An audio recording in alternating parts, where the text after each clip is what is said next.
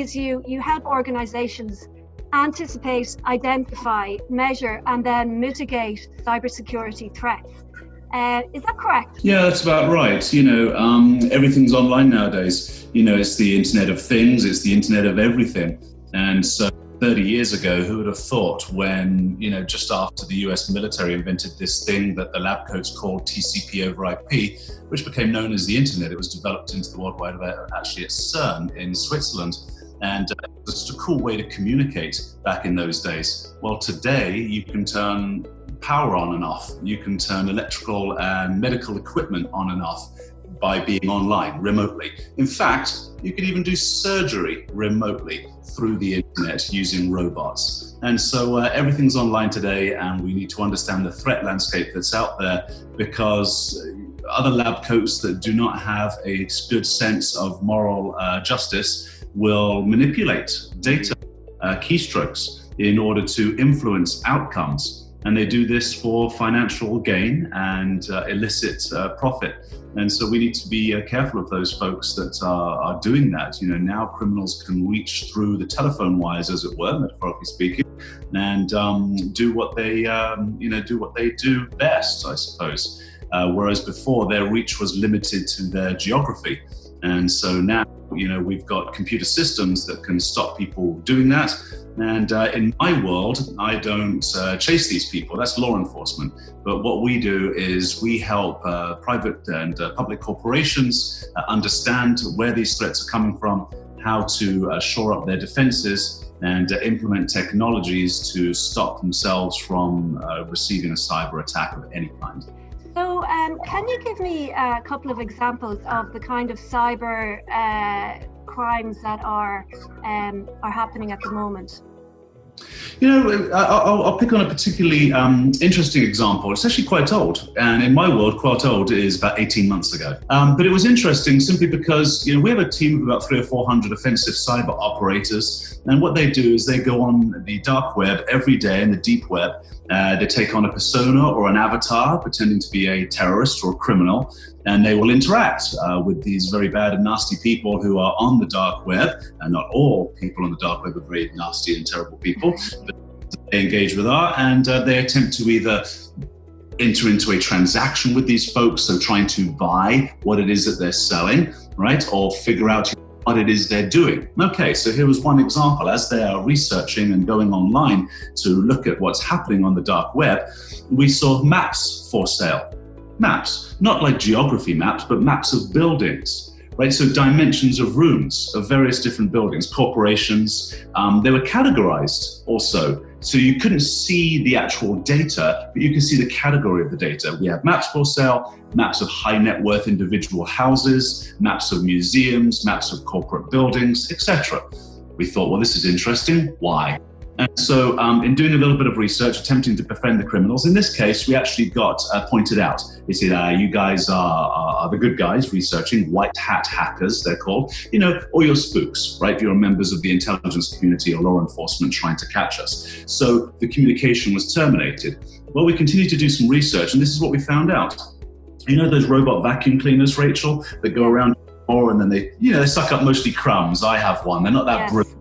Sure, it's a nice tidy up vacuum cleaner, and it's a gimmick, and it's fun, right, to see this thing run around, and we let our cats ride on them. Yes, I was going to say that.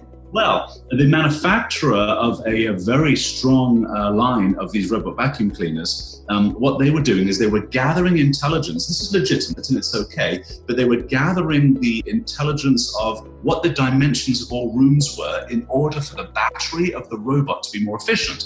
Because what they want, and this is a good idea, is they want their robot vacuum cleaner to vacuum around, but they don't want the battery to run out, right? So they want to map out the room and find the most efficient way to vacuum that room and then go plug itself back in to be recharged. Now, all of that collective data from thousands of homes, thousands of businesses across the world was going up to this manufacturer's cloud environment. Now, this manufacturer isn't a security company, and I presume they had some amount of security in their cloud, but that was hacked.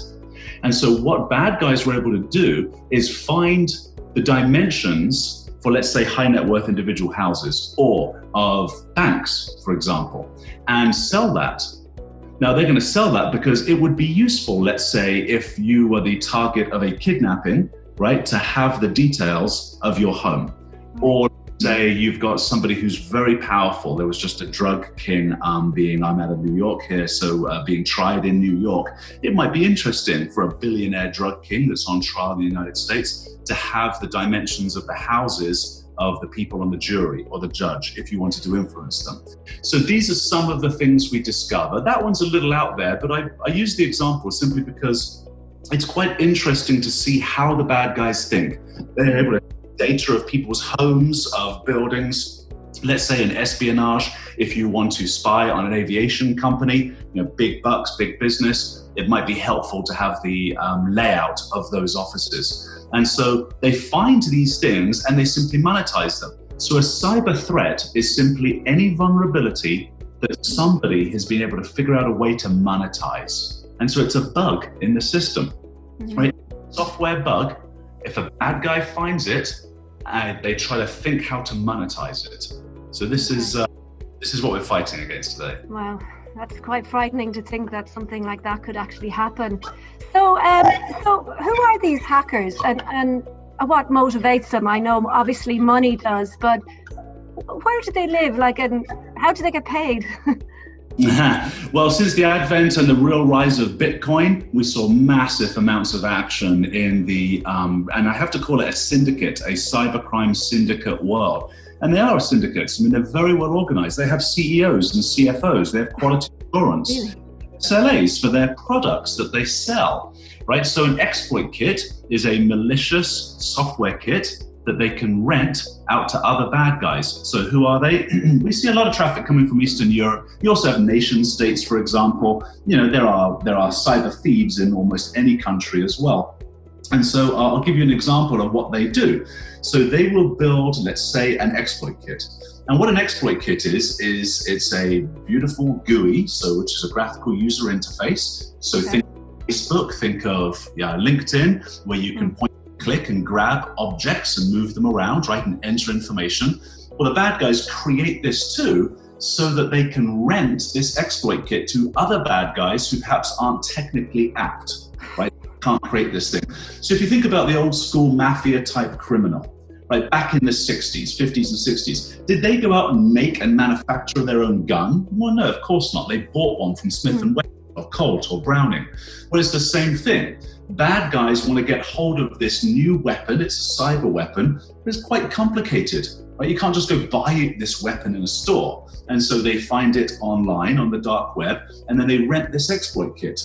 Well, the people that put these exploit kits together, as I say, are very well organized. And since the advent of Bitcoin, they've been able to cash out without trace.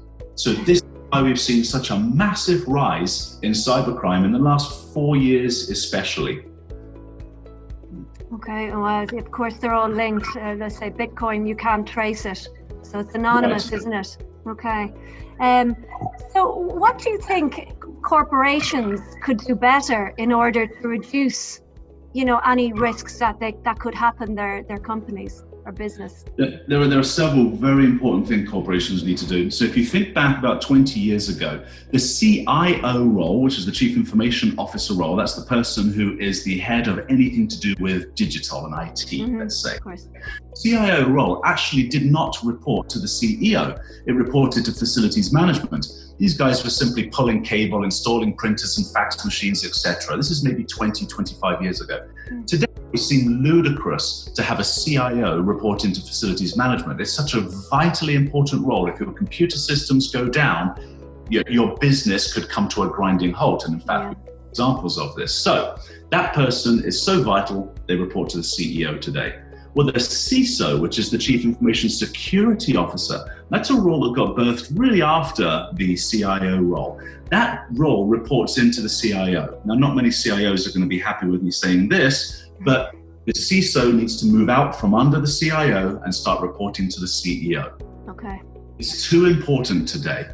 I mean, you take examples, I've got a lot of US examples since I live over here. Of course, there are many international examples of this, but take an American superconductor company. They used to be the darling superconductor company of the United States. Through an alleged Chinese espionage cyber attack, they have now reduced their workforce by 70%, 70, and lost hundreds of millions of dollars in that attack, in that hack.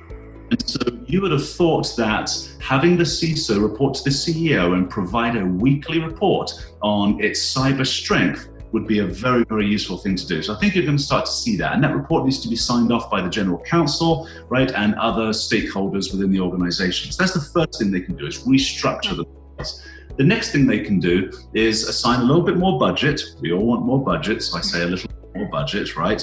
In order to bring corporations to the 5th generation of cyber defense. Because if you think about it from a generational message, in the sort of late 80s, you had antivirus being created over here in North America when computers first started to get viruses. Yeah. And then Israel, Check Point, the company I work for, created the firewall. And that was in the 90s in order to stop network attacks. So you had individual attacks, and then you had entire networks of computers. And so the firewall was created for that.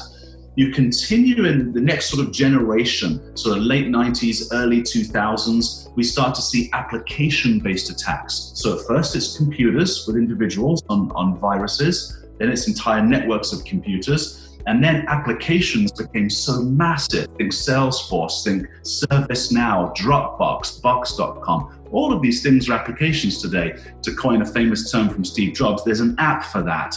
And so there are so many apps. We started to see in the early 2000s that you would be attacked through the applications you use. And then what we started to see was what we call polymorphic attacks. Now, these attacks are able to change, like a virus, changing its strain while it's alive, while it's trying to infect the body.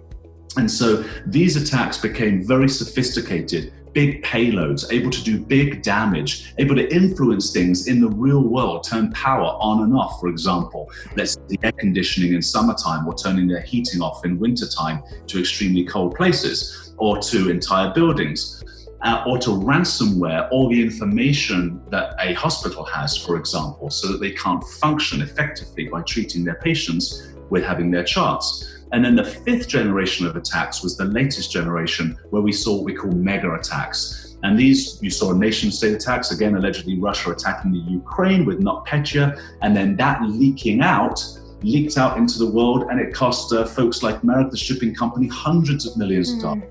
Pharmaceutical companies, hundreds of millions of dollars. And that was just the collateral damage from a very specific attack from one nation to another. So given that we are now in the 5th generation of attacks, where mega attacks, country to another country, can spill out and affect other organizations, what enterprises need to do is move their defenses to a 5th generation of attack defenses. Okay, got it. It is quite scary to think that something like that can actually happen an organization if they're not prepared with their cybersecurity. If they are prepared, here's the reality: they don't get hacked. But the majority of companies are not hacked. So in fact, winning this battle, the tools are there, right? We can win them. It's like the light switch is there. You just got to turn it on. You just got to hit. That's all. We've created the light switch for you. Use it. And it's like individual people as well. Me on my laptop, we need to make sure we have our own systems, antivirus systems set up as well on our personal laptops. Now, with regards to your keynote speeches, Eddie, if you were to do a keynote speech to an audience, what would be the key takeaways, or what kind of message could you deliver to an audience? Well, I had an awareness on what cyber is. So I'm actually a former English teacher. I got into tech 20 years ago.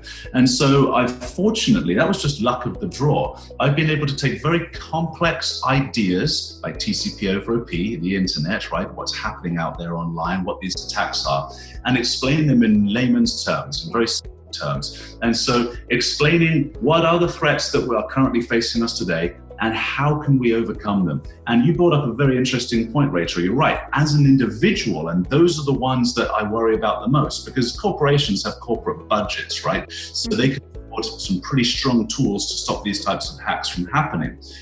Individuals, not so much. and also don't have the benefit of an entire cyber department and guys like me to coach them every day.